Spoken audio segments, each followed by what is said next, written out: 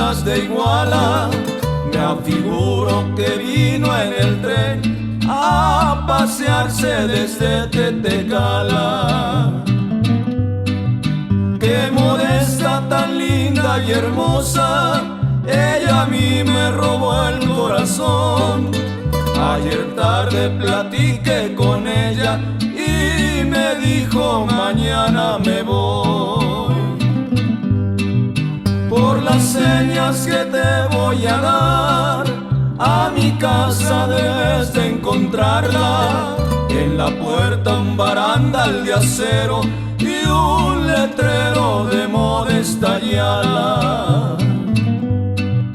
Otro día por la mañana vino el tren y Modesta se fue. En un carro veloz por la vía, yo pensando en su amor me quedé.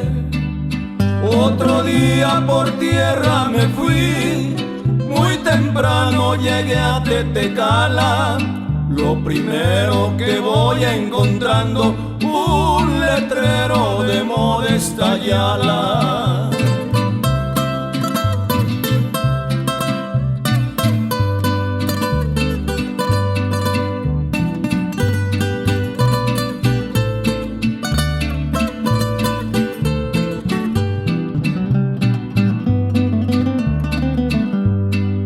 En los marcos que tenía la puerta, ahí estaba Modesta sentada.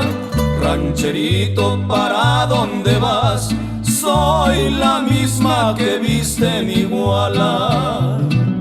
Ella misma pronunció a sus padres con muchísima amabilidad: ahí está un hombre que busca trabajo, usted dice papá si le da. Anda y dile que pase pa' dentro, sus facciones quiero conocer. Es preciso saber de su nombre y conducta de gran proceder. Soy un hombre que vengo de lejos, vivo errante como un pasajero. Mi distrito ha sido Teloloapan, Teucizapan conozco por pueblo. Soy un hombre que vengo de lejos, vivo errante como un pasajero. Mi camisa es de manta rayada, mis guaraches de 3 agujeros. Con 3 días que estuve en su casa, ella a mí me robó la existencia. Y Modesta de ser mi mujer, Dios inmenso no me dio licencia.